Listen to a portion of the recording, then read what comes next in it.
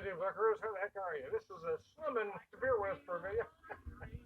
Anyway, you just get paid, but I had a lot of bills coming out. And anyway, it was hot, and there's a lot of excuses, but basically, we're gonna go low budget at the moment. It kind of sounded good to be honest with you. You know what I mean? Every once in a while, a can and a half sounds good. I kill these flies out here. Every once in a while, just some old school chef already ravioli is what you want for dinner. Well, that's kind of the thought behind this beer and whiskey pairing. Actually, I don't mind this whiskey for the price point. Evan Williams, bottled and bond, 100 proof, 100 proof. But I haven't any to drink yet, believe it or not. Evan Williams, bottled and bond, 100 proof, straight bourbon whiskey. Evan Williams set up his distillery on the banks of the Ohio River in 1783 and is historically recognized as Kentucky's first distiller of bourbon. This special bottled and bond bourbon is a genuine sour mash that honors pioneering heritage. Bottled and bond Bottled and bond status is earned by only meeting strict government standards originally passed in 1897 to ensure quality and consistency. In accordance with these standards, this bourbon is 100 proof, aged at least 4 years, and produced at a single brewery within a single distillation season. So there you go. Yeah, it does take a little bit to be a bottled and bond, doesn't it? Anyway, the beer choice is Stag. I want to drink this pretty quick before it starts getting warm around me. And another one, that was one of those, what the hell? I'm going to have a drink, then I'll talk more about that.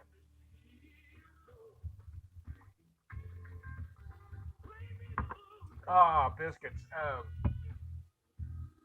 I'm not going to say that's good, but it does hit the spot sometimes. Yeah, it is one of those things, right? Like I said, sometimes you just want a bologna sandwich. That's kind of what this is, man. It's the bologna of beer. Brewed by Pabst. I don't know, maybe the same thing as Pabst. Yeah, who knows? And a lot of them are brewing the same beer, putting them in different cans. But it's listed at 5.2%. It does use corn syrup. Some want to draw the distinction that it's not a high fructose corn syrup, that's a special brewer's syrup. I mean, you can put a tuxedo on a goat, but it's still a goat. It's corn syrup. Let's not try to dress it up into something special. Because it ain't Barty Mom, okay? but the thing is, if you understand what you're getting, when we had to be in St. Louis so often, I used to buy this a lot. There was one store across the river, as it were, just barely into Illinois, where I could buy Stag and Old Style in bottles. And I can get both in cans here, but I can't get bottles of either. So I like to buy them in the bottles when I can find them. And the reason I picked Stag today over the Old Style is the Stag was Stag was $8.99 and the Old Style was $10.99. So anyway, I'm gonna take a drink now.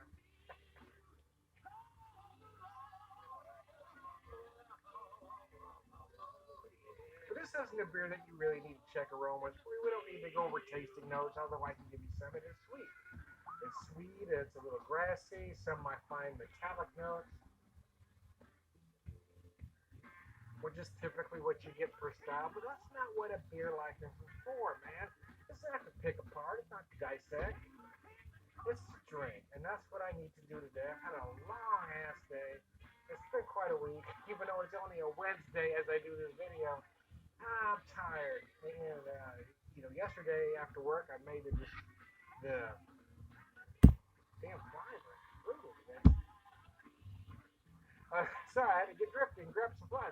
Yesterday I made the decision to go with my, take the meloxicam and a muscle relaxer, but today, man, I just want to drink, man.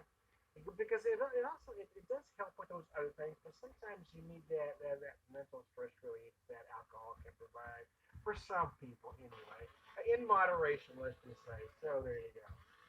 My wife just got home. She left for a little bit, so I thought I'd come out to the pub here, but she came home. She keeps threatening to leave me, but she always returns. Anyway, I told you this. I'm gonna pay for that one later. Yeah, that's what's gonna cost you, Tom. Anyway, cheers. That was you're gonna pay for that one. Let's have a drink of that, everyone. I'm gonna put that bottle down before something happens and I knock it down.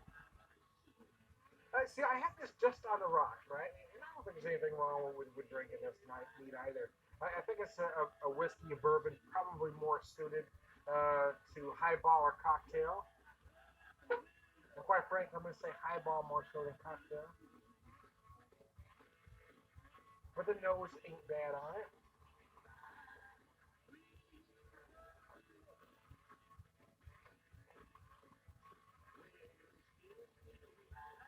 I mean, no face. This is the most nuanced bourbon now, but it's less than 20 bucks a bottle, man.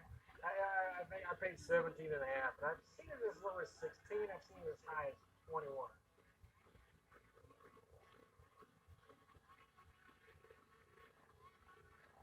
I almost really hit the bottom of the barrel and bought a bottle of 10.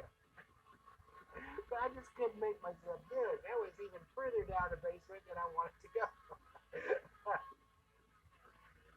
There are some bargain whiskeys I can drink upon occasion, but 10 high, man. Oh my god. 10 high, that's some brutal shit.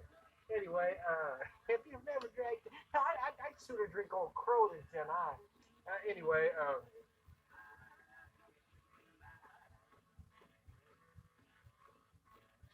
so light spicy oak on the nose.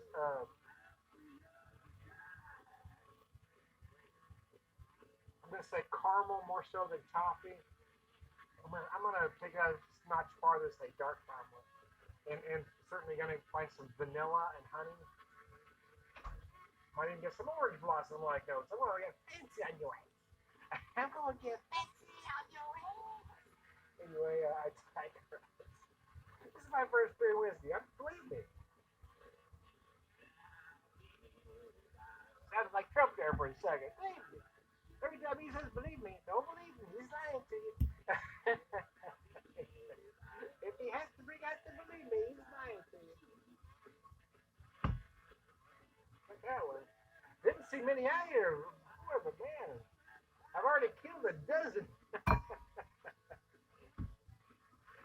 Anyway, I'm kind of getting off my off track here. Let's just say, cheers.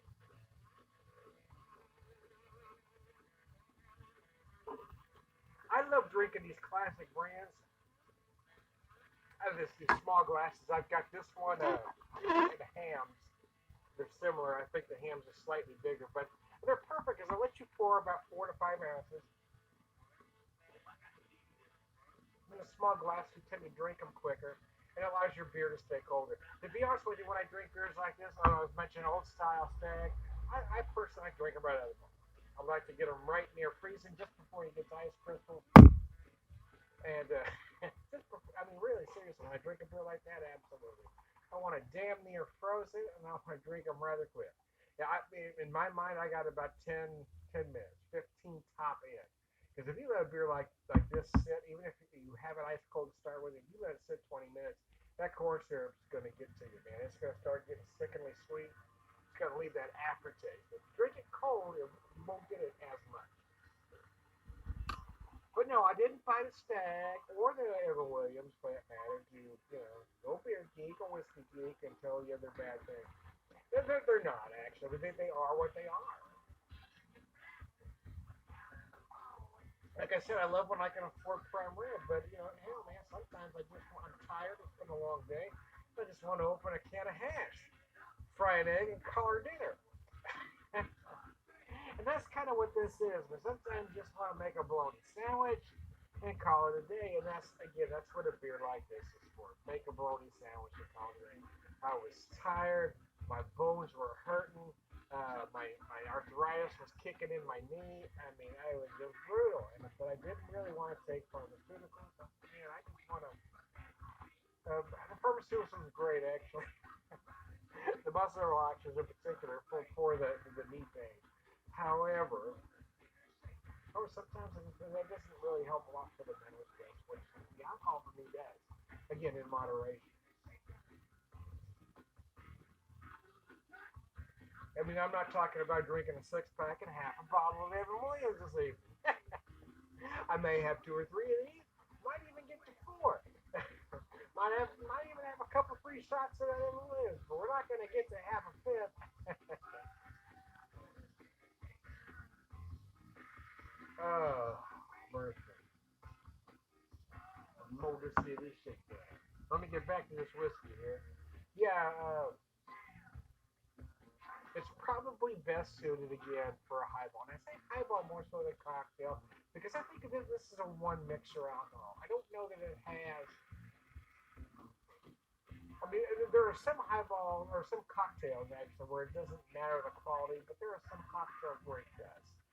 The old fashioned or Manhattan, for instance, you need it. You really need a top notch, top shelf, let's say, a liquor. But for a highball, if you're gonna put Seven Up, Coke, ginger ale, etc., man, this is perfect for that.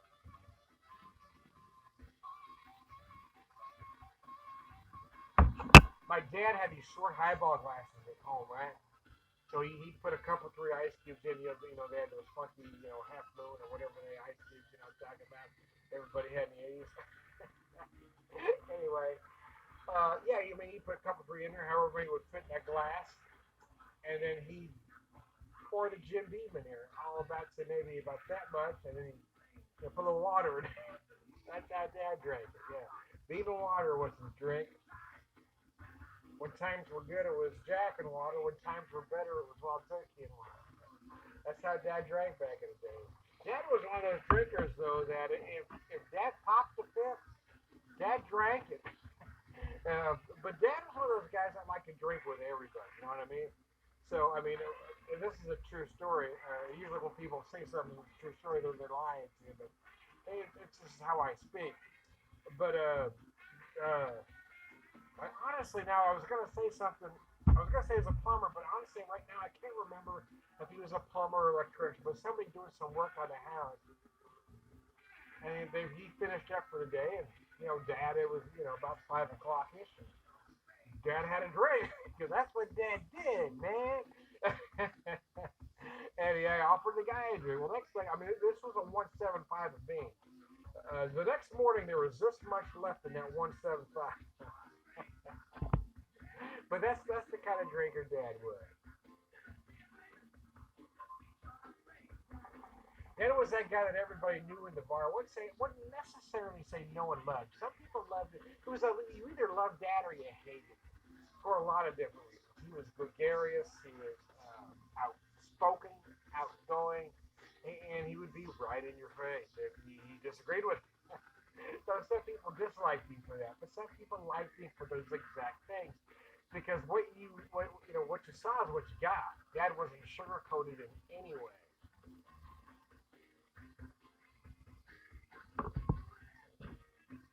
I mean, he couldn't. I mean, even if he just didn't have that, ability to water down his opinion. Just was, And then people say I have no filter, and they're pretty close to right. But I am not quite what my dad was as far as that goes. I also drink a little differently too. Sometimes I'll have a bottle last me a week. Sometimes I'll have a bottle last me 6 months. I've had better quality whiskeys last me 3 years. I mean, it's just I don't necessarily open one and finish it.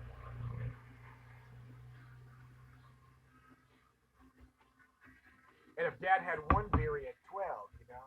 Or six, eight, 10, 12 until he fell asleep, or that, depending on the correct terminology there.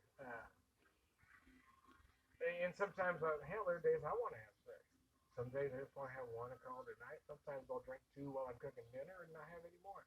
But Dad couldn't drink that way. If Dad had one, he was having as many as he felt like having. And it was usually the better part of a 12 pack. Anyway, talking earlier, something with a beer whisper, but I sometimes like to reminisce and tell stories and talk about things. Anyway, let me finish this off. I'll finish that beer.